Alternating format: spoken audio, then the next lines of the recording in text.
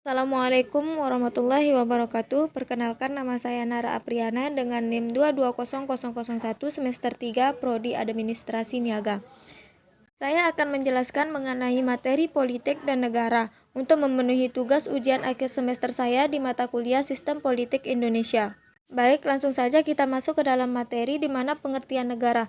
Menurut Kamus Besar Bahasa Indonesia, negara memiliki dua pengertian.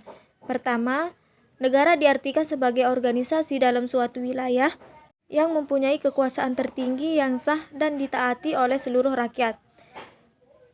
Dua, negara adalah kelompok sosial yang menduduki wilayah atau daerah tertentu yang diorganisasi di bawah lembaga politik dan pemerintah yang efektif, mempunyai kesatuan politik, berdaulat sehingga berhak menentukan tujuan nasionalnya. Adapun tujuan dari negara itu sendiri yaitu membatasi individu, menjinakkannya, menundukkannya, dan menaklukkannya. Unsur-unsur negara. Unsur-unsur dari sebuah negara yaitu di mana satu, pemerintahan. Negara memiliki pemerintah dengan otoritas yang diakui untuk mengatur dan mempresentasikan negara dalam berhadapan dengan pemerintah-pemerintah lain. Karena negara merupakan suatu hal yang statis, maka perlu pemerintah sebagai representasi dari negara yang mewakili negara untuk melakukan berbagai macam aktivitasnya sehingga tentu menentukan apa yang disebut dengan pemerintah. Kedua, penduduk. Setelah pemerintah, maka sebuah negara juga memiliki penduduk. Negara didiami oleh penduduk, maka tanpa adanya wilayah negara, tidak lebih sebagai sebuah blok real estate. Artinya, kalau real estate itu hanya ada tanah, wilayah, kemudian fasilitas umum, gedung-gedung tanpa adanya penduduk. Meski tidak hanya seperti real estate, makanya negara itu juga harus didiami oleh suatu penduduk. Ketiga itu wilayah. Negara beraktivitas dalam wilayah yang tetap yang ditandai dengan perbatasan dan mengontrol pergerakan orang, uang, dan barang melintasi perbatasan tersebut. Fungsi negara. Fungsi negara menurut Charles E. Merriam pada tahun 1947 dalam bukunya Sistematik Politik, dia mengatakan ada 5 fungsi negara. 1. Keamanan ekstern, yaitu dari negara-negara di luar negaranya.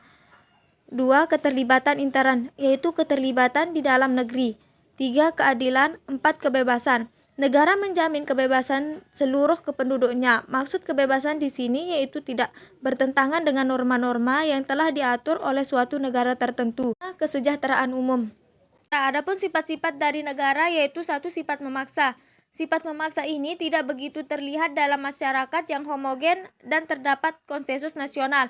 Akan tetapi, di negara yang heterogen yang tidak terdapat konsensus nasional, seringkali terjadi gejolak politik.